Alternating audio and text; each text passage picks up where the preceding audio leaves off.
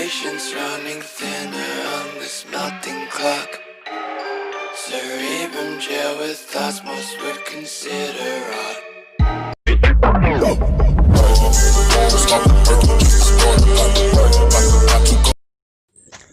Assalomu alaykum kanalim obunachilari va meni tomosha qilib turgan aziz mehmon.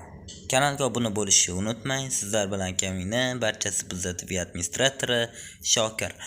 Bo'lmasam bugungi videoni bizni boshlashdan maqsad qisqacha, ya'ni londa qilib hurmatli Vangani sirlarini fosh qilishga harakat qilamiz. Bo'lmasam qani kanalim a'zolari yaxshilab stolga joylashib oling. Chunki sizlarni yiqitadigan bir-biridan g'aroyib bo'lgan qiziqarli ma'lumotlar bilan barchasi bizda TV. Bo'lmasam tarixga yuzlanamiz va qisqa faktlarga yuzlanamiz va aniq ma'lumotlarga yuzlanib videoni boshladik. Bom. 1911-yil 31-yanvar kuni Vanga xonim dunyoga kelar-keldi.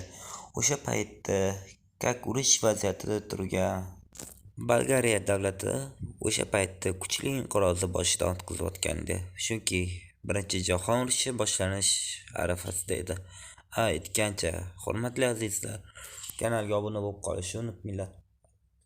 O'sha paytda Bolgariya davlatida kuchli inqiroz va kuchli davlat to'ntarishlardan charchagan Bolgariya chekka qishloqlarga ta'sir qilmagan, ya'ni Vanga yashayotgan joyga ta'sir qilmagan edi. Bo'lmasa siyosatda uzoq yashagan Vanga xonim kunlardan bir kuni, ya'ni 1920-yil kattagina falokatga yuz tutadi, ya'ni 9 yoshli qizcha shamol turadi, ya'ni tornado o'sha Bolgariya qishloqlaridan birida bo'lgan qishloqqa qizni aylantirib nogiron qilib qo'yadi, ya'ni ko'r bo'lib qoladi. Bu orada 9 yoshli qiz otasi dehqon uni shaharga olib keladi, shaharda davolatmoqchi bo'ladi. O'shanda birinchi Vangani qobiliyati yuzaga chiqqan. Otasiga aytarmishki, hurmatli insonlar, bu katta shahar palonchi pistonchi Dakani ishni omiyam biladi-yu, katta shaharligini shovqin-suron, gavjum, bidir-bidir ko'p bo'lgan joyda qanaqa kichkina shahar bo'lsa, shahar qaynoti kattaligini hamma biladi. Keyin buni sezgan otasi sekin-sekin mahallada qizini dong'ini chiqardi. Qizim bordi, unaqa qildi, bunaqa qildi. Xullas va hokazo gaplar. Keyin ikkinchi Vangani birinchi ishi shu bo'lsa, ikkinchi ishi qish og'ir kelishi. O'sha paytda qo'shni davlatlarda dehqonlarning suhbatini eshitgan Vanga palonchi pistonchi qishda qiruvda qolib ketdi, u bu keldi, hosil bo'lishini oldindan aytib beradi. Boshqa o'rmon yonsa qo'l quruq yonadi menimcha. Keyin ikkinchi paytda, o'sha paytda Vanga 20 yosh bo'lganda uni erga berishadi. To'ylar muborak xullas. Belorussiya davlatidagi kuyov Bolgariya davlatidagi qizga uylanadi. Shunda Vanga yana kichkina eski kasbidan qolmas, o'rgangan ko'ngil o'rtansa qo'ymas, lekin soqqada kimga qiziq. Bo'lmasam Vanga o'sha oilaviy biznesini folbinli orqali boshlaydi. 20 yoshli ko'r qizcha hech nimani ko'rmagan, hech nimani bilmagan, zamon sharoitidan uzoq. O'sha paytda urush bo'lishini bashorat qiladi. Qariyki, oradan 21 yil o'tib Birinchi jahon urushi bo'ladi. Tarixdan ma'lumki, butun davlatlar ketma-ket urushadi. Mana hali ham urushyapti-yu. Mana bo'lmasa ham bo'layotgan palonchi pistonchi yilda yaqin o'rtada urush bo'ladi deb. Odam tinch o'tirmagandek o'sha davrda urush bo'ldi. Vangarning bashorati urush bo'lganini eshitgan butun Bolgariya davlatining prezidenti ham Vangarning oldiga boradi. Shunda o'sha paytda Bolgariya davlati prezidenti, ya'ni shohidan arazlagan edi. Bolgariya shohidan arazlagan, ya'ni ko'ngli yarim edi Bolgariyani. Shunda Bolgariyaga aytadi: "Sen xalqing tinch bo'lishi uchun o'zingni qurbon qilasan, ya'ni Germaniya davlati bilan bitimni uzasan. Shunda Vanga maqsadiga erishadi, Bolgar shohini qurbon qiladi.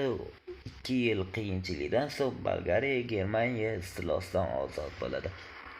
Vaholanki hamma yaxshi tarafini olgandek, Vanga yana farishta, bidir.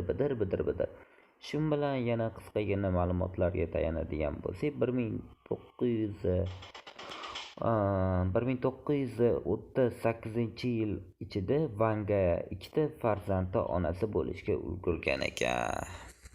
Wow. Ничего. Vanganga Вечный Свет ochgan bo'lsa kimda ayb? To'g'rimi? O'sha firibgar, hurmatli kanalim a'zosi, bo'lmasam kanalim mehmoni, kanalga obuna bo'lib qolishni unutmanglar. Bo'lmasam sizlarni yiqitadigan faktlardan biri yana qiziqarli edi. 5 Lenin asl muxlislar, Stalin asl muxlislari siz ishongan o'sha paloncha pistonchini oldiga borishgan ekan. Angelina Vangani bor edi. Xo'sh, yana bitta qiziqarli faktlardan biri shuki, o'sha paytda Cherchill, Amerikaning prezidenti ham Vangani oldiga borgan ekan. Ana bo'lmasam shundoq shohlarga xizmat qilib turgan odam Belorussiyadan Moskvaga ko'chib keladi va natijada Belorussiya nima kommentariy yozib qoldiringlar. Adashsiz, Belorussiya emas, Bolgariya deyotibsiz deb. Xo'sh, kanalim a'zosi, kimdir 70 yil, kimdir 50 yil, kimdir 10 yil namoz o'qibdi va folbinning oldiga boribdi. Folbin unga bashorat qilibdi.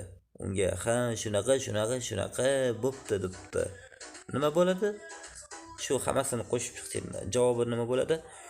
Xo'sh, u inson Allohga shirk keltirdi, Qur'onga shirk keltirdi, payg'ambarimiz Muhammad Mustafa sallallohu alayhi va sallamga shirk keltirdi. Menimcha payg'ambarimiz ham aytganlar deyishmasam, kim folbinga borib folbinning gapini ta'sirlasa, u musulmonlardan emas deganlar. Chunki g'ayb yolg'iz Allohga xosdir.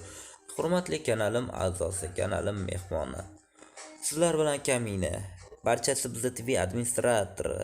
Faqat shu kanalda, faqat siz qiziqqan videolarni qisqa sharhlar bilan, qisqa tushuntirishlar bilan olib boradi. O'sha plakat Angelina 1996-yil asfali sohilinga ravona bo'ldi. Kanalga obuna bo'lishni unutmanglar, chunki kanalga obuna bo'lish besplatniy, просто erinchoq. Obuna bo'lsam g'alati deb o'tirmanglar, chunki g'alati videoni g'alatilar